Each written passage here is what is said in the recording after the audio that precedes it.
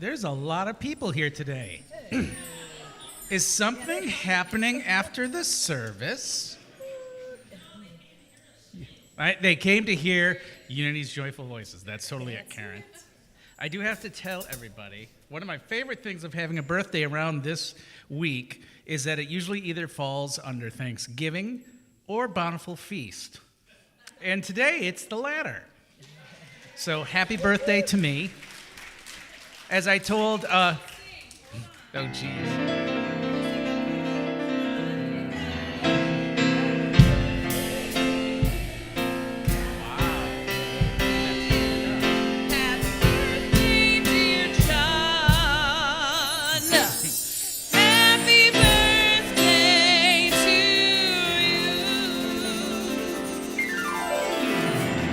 I think everybody is a joyful voice in that. That was wonderful. Thank you.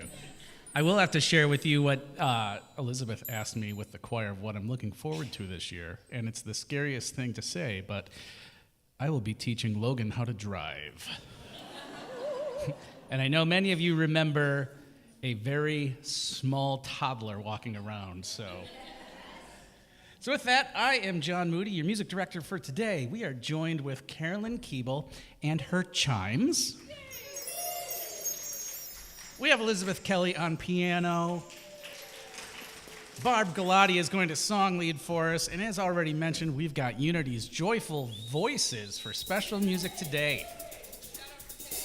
And Kay Sato is playing piano for us as well. So, if you are able, please stand as we start our congregational selections. 1, 2.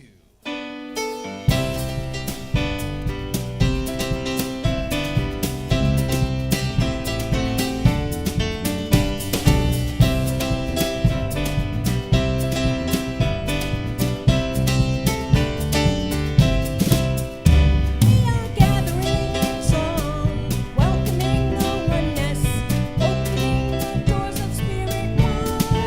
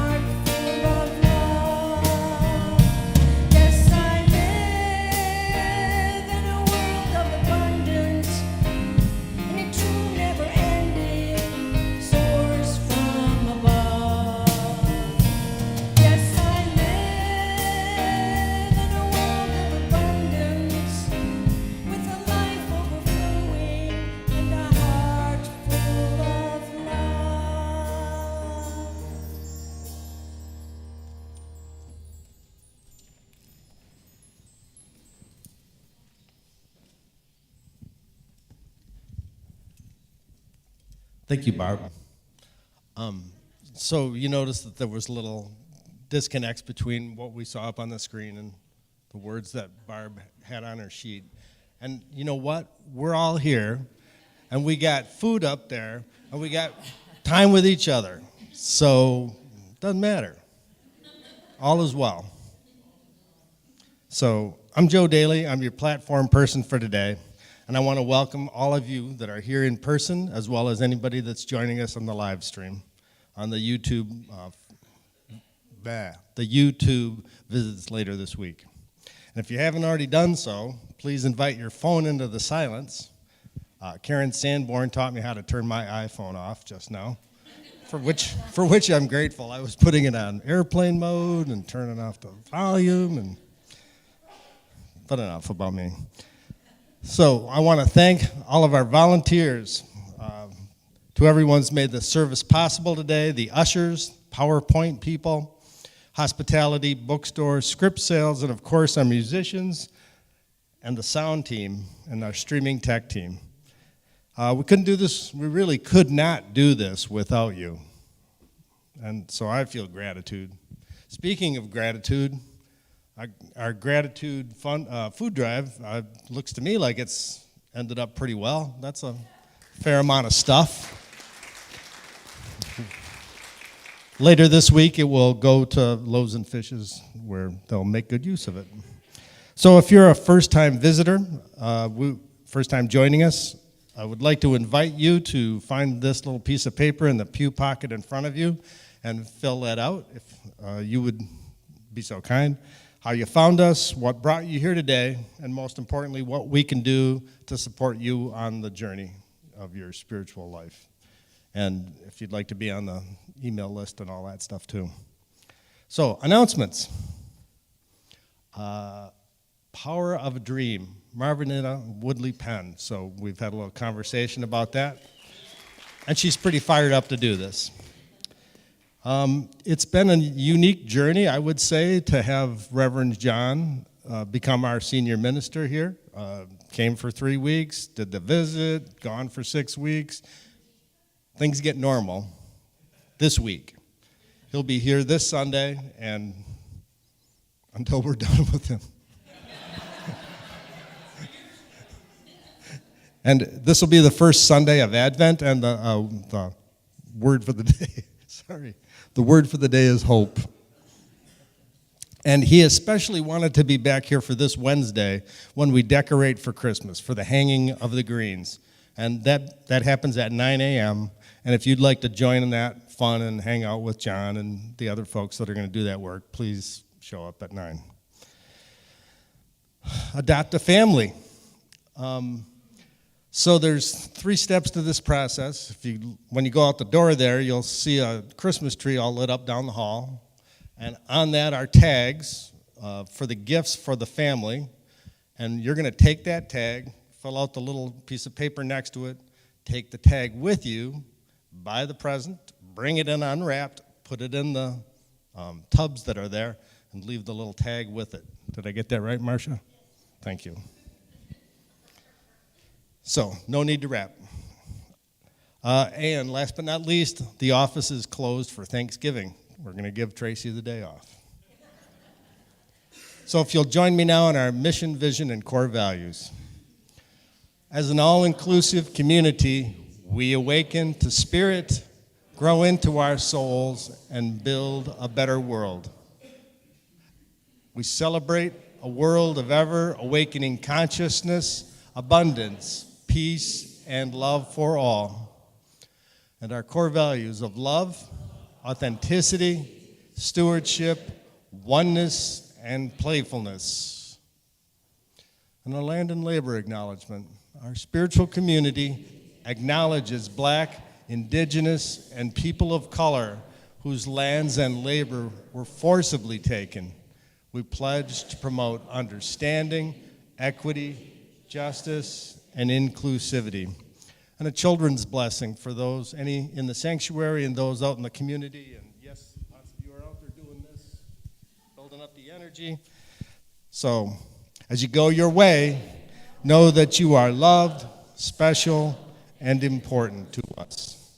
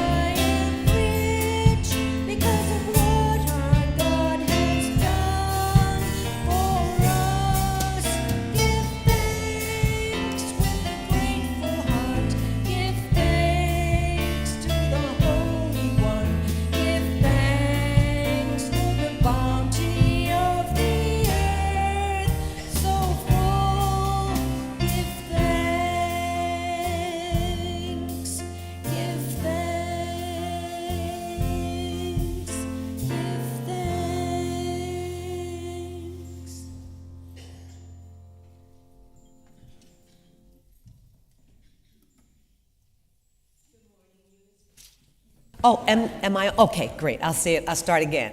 Good morning, Unity. Oh my God. It's so good to see all of you. You know, and when Joe first said it was John, I think, who first said, oh, there's so many people today. I was like, oh, they came to see me. And then I thought, no, they've come for the wonderful meal that's going to be served a little later. But thank you for being here anyway. I am going to be doing the meditation. So bear with me, my first time. But first, we're going to start with a reading from the Daily Word for Sunday, November 23rd, 2025. I rest securely, knowing that I am divinely protected. Protection is more than physical safety. It is the deep assurance that no harm can befall me at the level of spirit.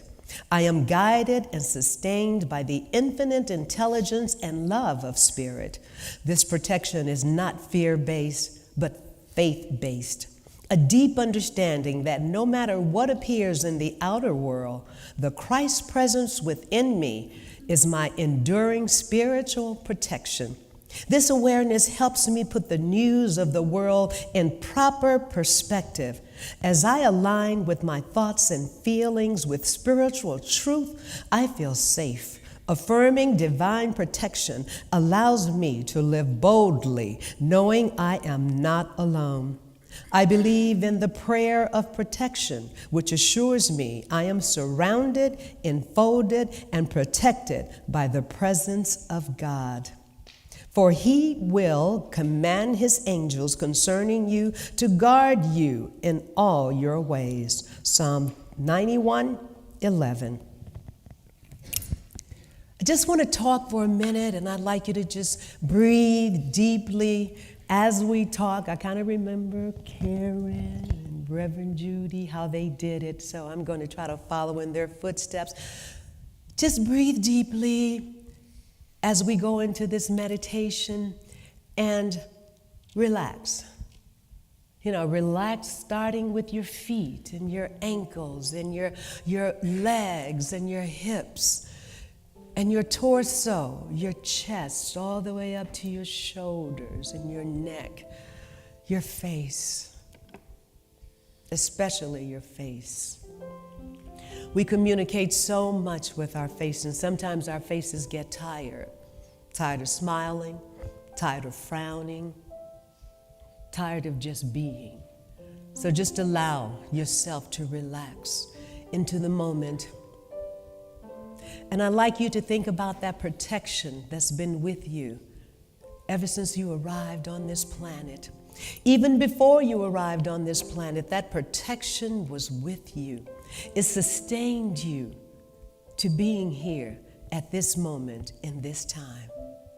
And what a gift, what a beautiful and precious gift that protection is and always will be.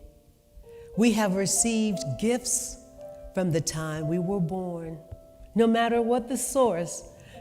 It might have been our parents, it might have been a neighbor, it might have been a teacher, it might have been a friend, but we all receive gifts.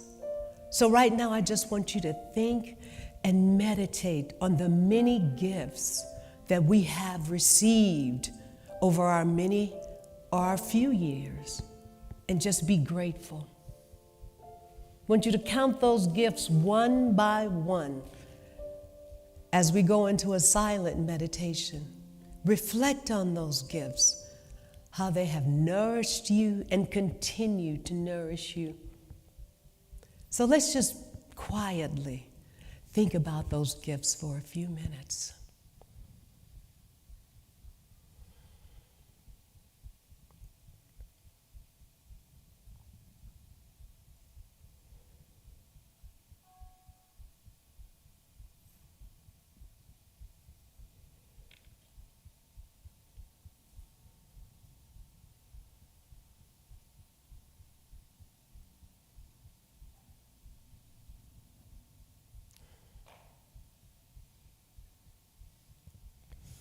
I invite you to come back into this moment.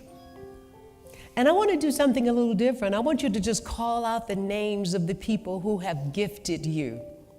I'm going to call out the name of Miss Linnell. and Mr. Charles, and Miss Dobson, my fourth grade teacher, and Mr. Trent, my high school teacher. I'd want you to call out those names. Just start calling them out right now. Bring them all into the room. Yes. Bring them into the room and let them know that we recognize them and we appreciate them and we are forever grateful to them for the many gifts that they have given us, and those gifts that continue to resonate with us and guide us and protect us. Thank you.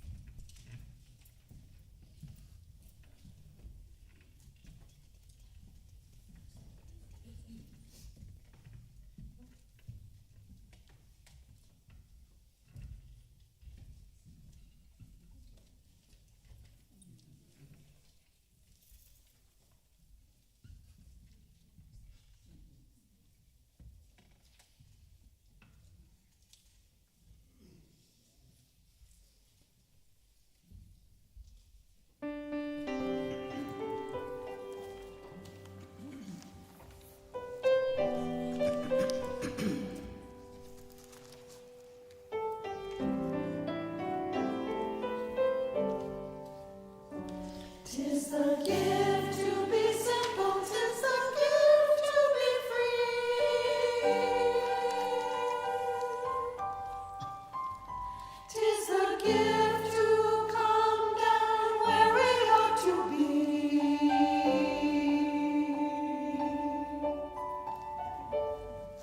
And when we find ourselves in the place just right,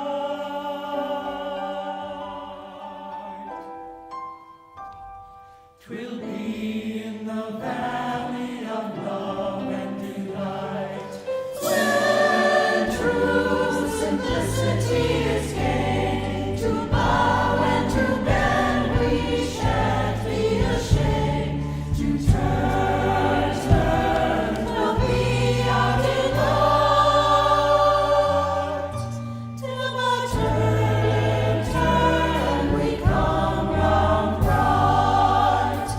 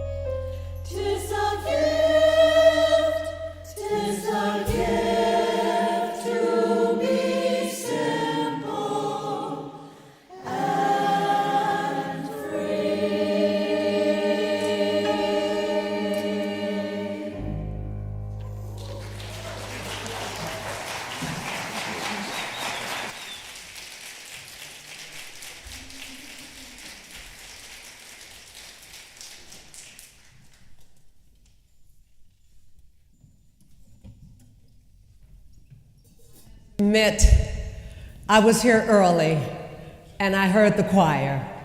They sang this song and I was like, oh my goodness, I have to get this into my presentation some way. And then when I discovered that I was going to be doing the meditation, I was like, perfect. Gift. A gift. A simple gift. Oh, then we will be in the valley of love and what? Delight. Love. Oh, love and delight. I think it's delight and love, or love and delight. Either way, that is a beautiful valley. I don't want to just be in the valley. I want to be in the whole universe of love and delight. But let me get back to my script. You know, last week I was here and I listened to Reverend Kuhn, Brett Kuhn. I just love him. I just love all of the ministers who are here. Reverends, ministers, what do you call them in unity? Reverend, what else? Speakers. We're just going to call them speakers today, okay? So I love him because he does not use a script. And he just flows. And I'm like, oh, I wish I could flow like that. I can flow, but at the end you'll be like, what did she say? Because I don't remember. She just told one story after another. Because I can tell some stories. But let me just tell you, I pictured myself. You know, we always have a picture of ourselves, how we're going to do things, right? We have this wonderful imagination. All too often, our imagination is filled with despair and what cannot be and what is not right and what we need to fix. Well, my imagination is like, this is right, this is right, this is right, and I'm going to put it all into one 20-minute talk. And before you know it, I've been up here 90 minutes. That's not going to happen today. So I do have a script that I will try to follow because as I was doing my research, I promise I'm going to get to this. But you know, I'm old school. And when I was in high school, my mother did not allow me to have a lot of friends, believe it or not. So I was a loner. But I took school very seriously. And when the teacher said do a research paper, I was like, yes, I get to go to the library. Now, for some of you out in the audience, you might not know what a library is, but it was that old big building that had something called the card catalog and the Reader's Guide to Periodical Literature, which was my best friend because I wanted to get the most recent research. And in order to get that, you had to go to the Reader's Guide of Periodical Literature. Well, let me tell you today, 5 o'clock in the morning, I went to the modern version of the library. I went to DeepSeek, which is the other version of ChatGPT. And I typed in a few things, and I got a few things that I really need to share with you. But before I do, one more thing. You know, as a speaker, as an actress, as a whatever it is that I do, I've always been told that you have to know your audience. And so I know that in the audience, there will be the people who believe in dreams. There will be the people who are like on the fence about dreams. What is this dream thing? And then there will be people who are the contrarians. Do any of you know what a contrarian is? I think we've met a few contrarians. If you say it's light, they're going to say it's what? If you say it's day, they're going to say it's what? Contrarian. So my talk is to the contrarians of the world today. All right. Now, what is a dream? If you know me, you know that I like to start with a solid foundation. I like for us to start with a definition. Well, a dream is a vision. It is a picture of what could be. It begins in the imagination. A dream is a possibility. A dream is a wonderful, I wonder what would happen if.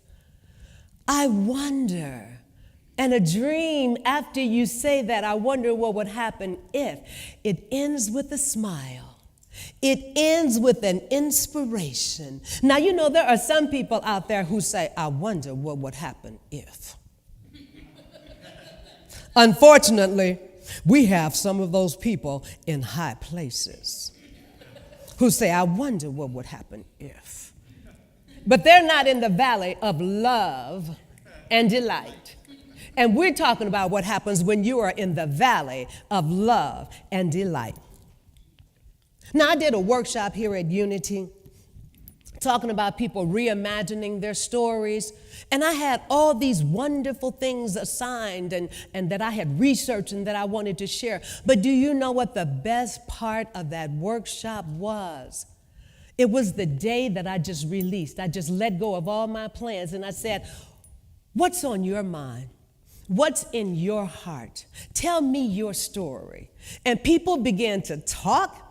And I got to know Karen in a way I never thought I'd get to know Karen. And I got to hear people's stories. And I got to see what they were really all about, what their foundation was, and what their dreams as children had been, and how they're actualizing those dreams. And I was like, oh my goodness, Unity is absolutely amazing. And then I thought about unity, and I had to research unity. And then I learned about Charles and Myrtle Fillmore. And I learned that Myrtle was sick. She had tuberculosis. And she was going to these doctors and everything. They were telling her what about it, like doctors do. No offense to any doctors in the audience, right?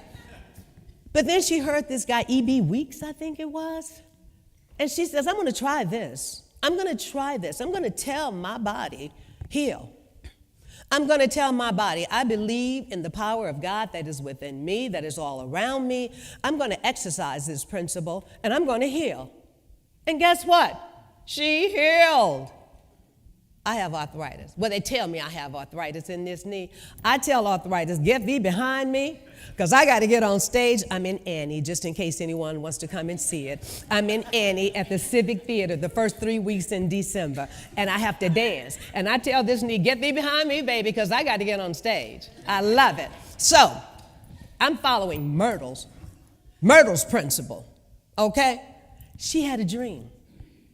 Myrtle had a dream. Myrtle had the dream, I believe. I could be wrong, because I don't know. I'm not a scholar on unity. I just read a couple of things. But Charles was the businessman. And Charles said, okay, we can do something with this. Started having little prayer groups. People started believing, started following. Next thing you know, we here today in the name of unity. So don't tell me about a dream. Don't tell me that it is impossible. The dreams are just something other people do. No, dreams are something I do, something you do, and something that if we as a conscious community do, can change the world.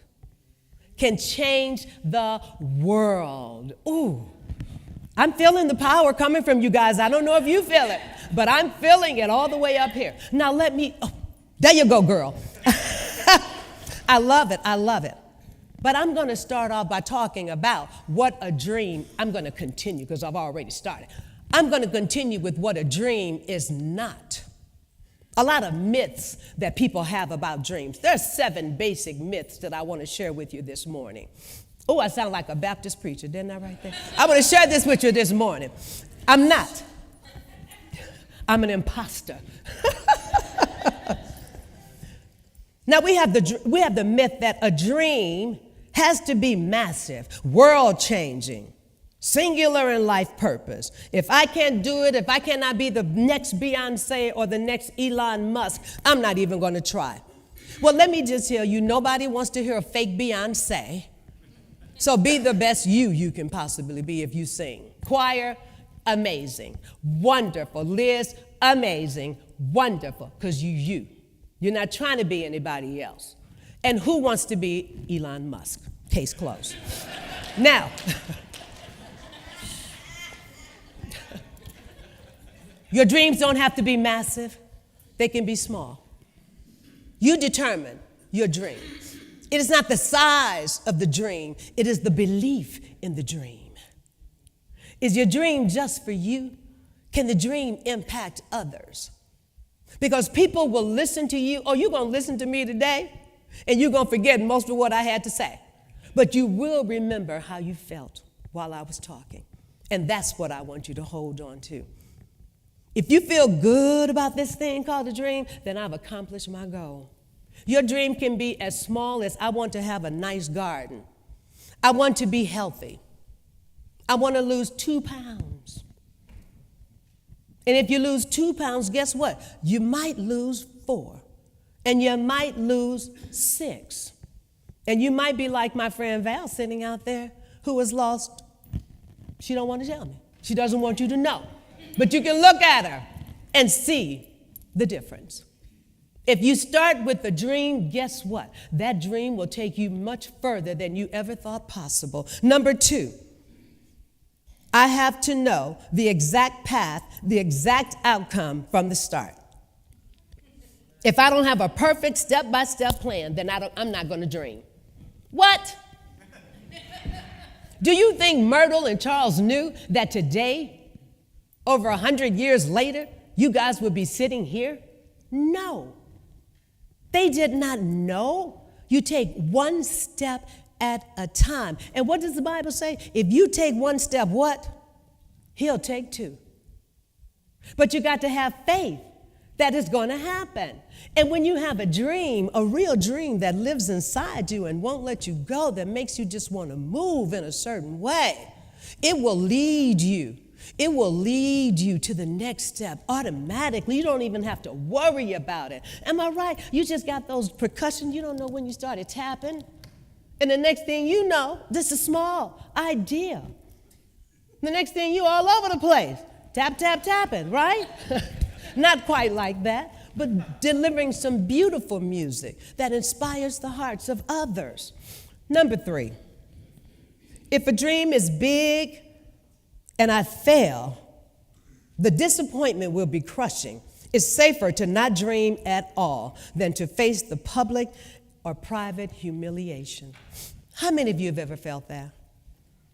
If I dream too big, I might fail, then everybody's going to laugh at me.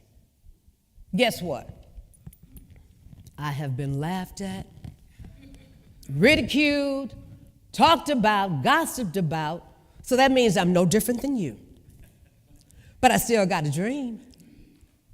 I don't care how many times I get knocked down. Excuse me. How many times I belch while I'm talking. I'm going to continue talking, right? Because it's not about how perfect we are. God didn't ask for perfect soldiers. He asked for you, just the way you are. Your dream does not have to be perfect. The steps along the way do not have to be perfect. You just got to keep stepping. You just got to keep marching. Just yesterday, I was in the holiday parade. Keep me on time. Please let me know. Joe, I'm counting on you because I can't really see the glare of the clock up there. I think I got some Italian in me because I talk with my hands. I can't help it. You know, one of the guys, I'm not going to tell you, I shouldn't tell you this story, but I've been in a play with somebody, and this guy, beautiful voice, wonderful actor, but the whole time his hands are down to his side. And I'm like, don't you know your energy is going into the floor? My energy right now, I don't have the same, I got to raise my hands. Yes. But Joe, please let me know. So yesterday I'm in the parade. The holiday parade. You know, I'm doing a live podcast for Public Media Network. And I got all these little children that I'm interviewing. And it was wonderful. They were just perfect, precious little children. Just love them so much. At the end, I was like, you know what? I've been frugal for a month. Have not taken myself out to dinner for a month. I'm really frugal, y'all. And so I'm like, you know what? I'm going to treat myself. So I went down to the hub, ordered whatever I wanted, didn't care about the calories, ordered a cocktail. I have a cocktail every now and then. I don't know about the rest of you because we are in a holy temple. But I had a cocktail. Sat there ready to and I said, no, I'm going to sit at the bar because I know you're going to have a lot of people here. I don't want to take up a table. I used to be a wait staff, so I know how they look at single people at a foretop. No, not me.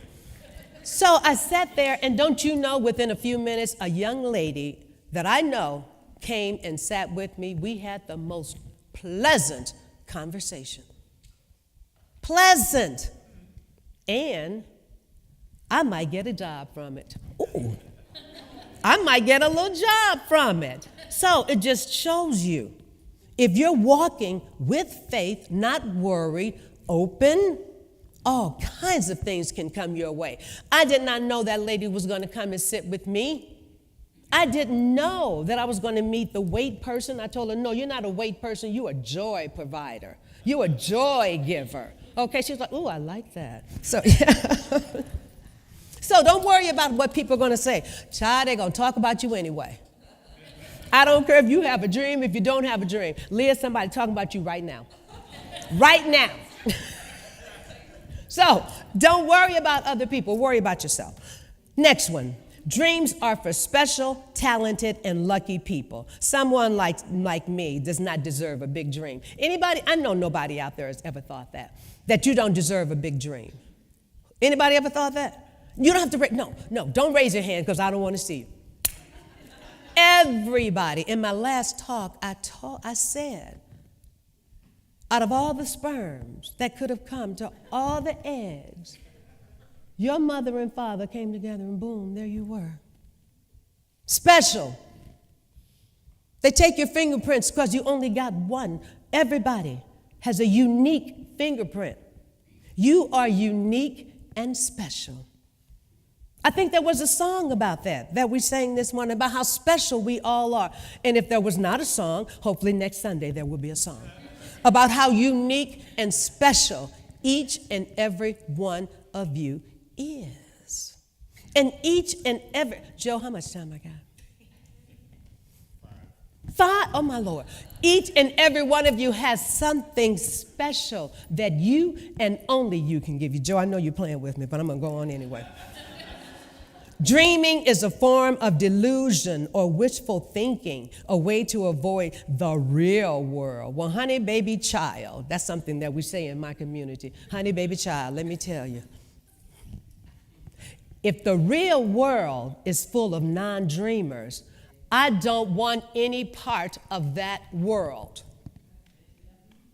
I don't want any part of a world that says the only thing we have to be concerned about is how much money we can make, how much we can impress one another with our material things, how much we need to look away from our hearts and look at other people.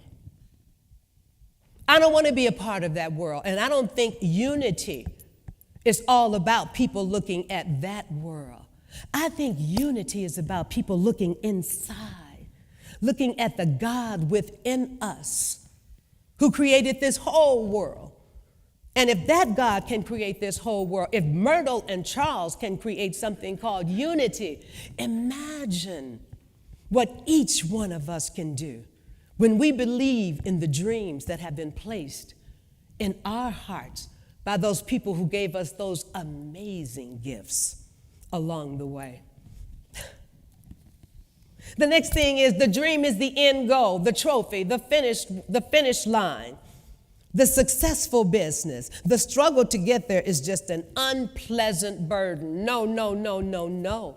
The joy is the journey. The joy is having an unexpected conversation. The joy is seeing a bird outside your window.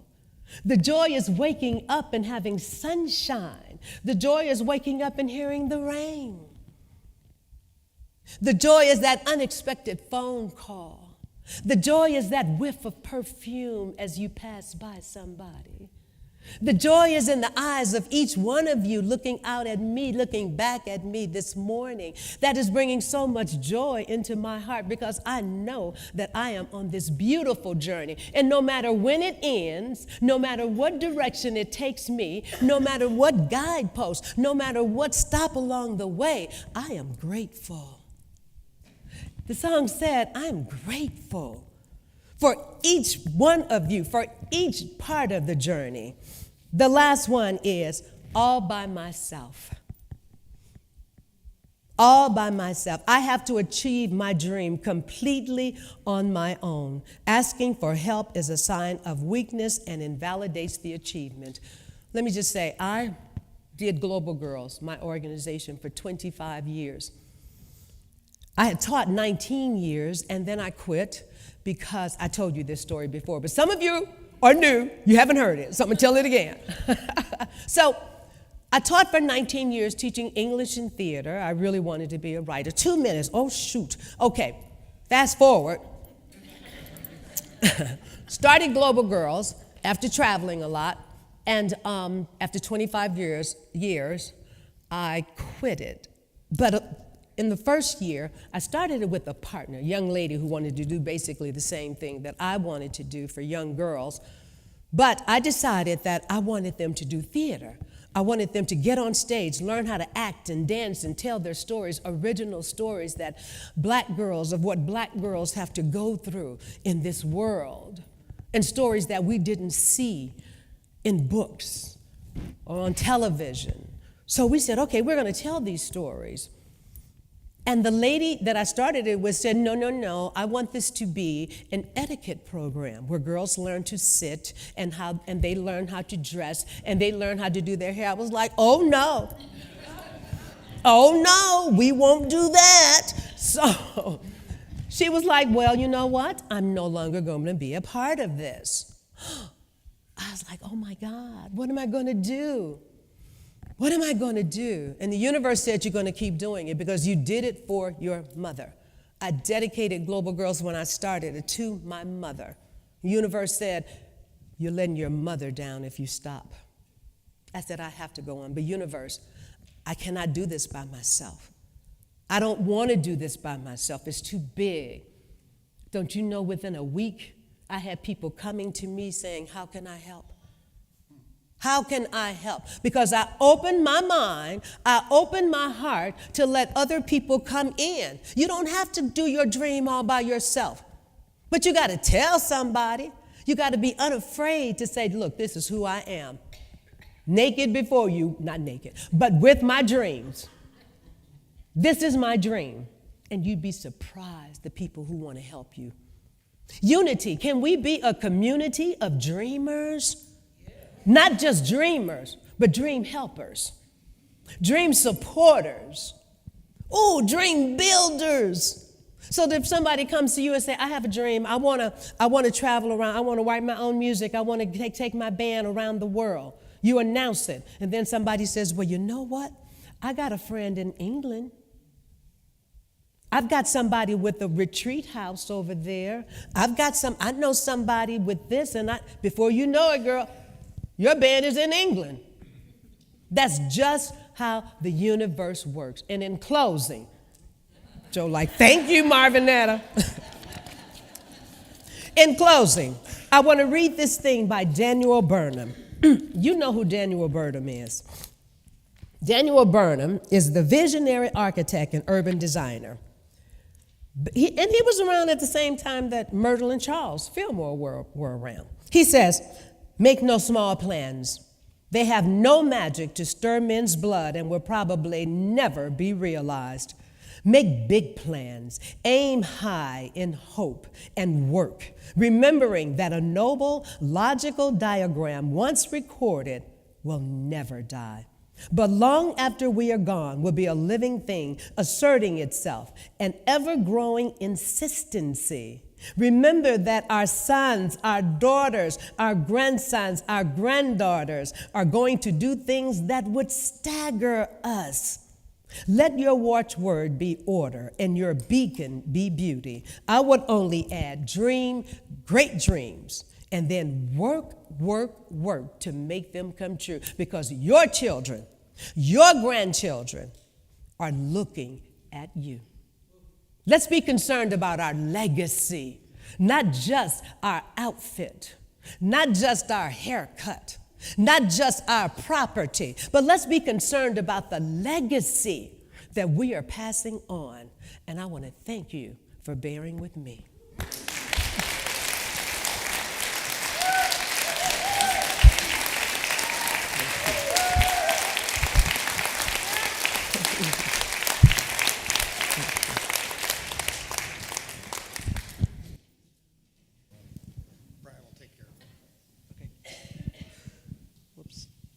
Hi, I'm Val Lauer, and a member of the board, and I don't do this very well. As the ushers come forward, will you join us in reciting these? The board affirmation: all that we say and do is an expression of gratitude. Offertory blessing: divine love through me blesses and multiplies all that I am, all that I have, all that I give, and all that I receive.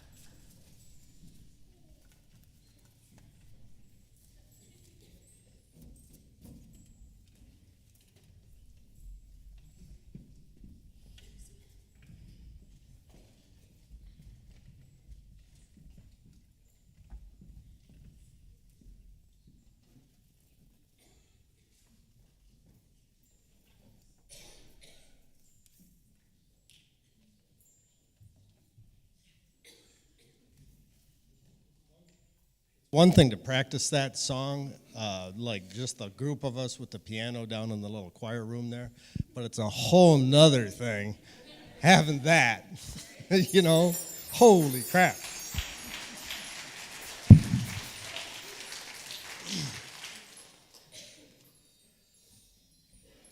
Whew.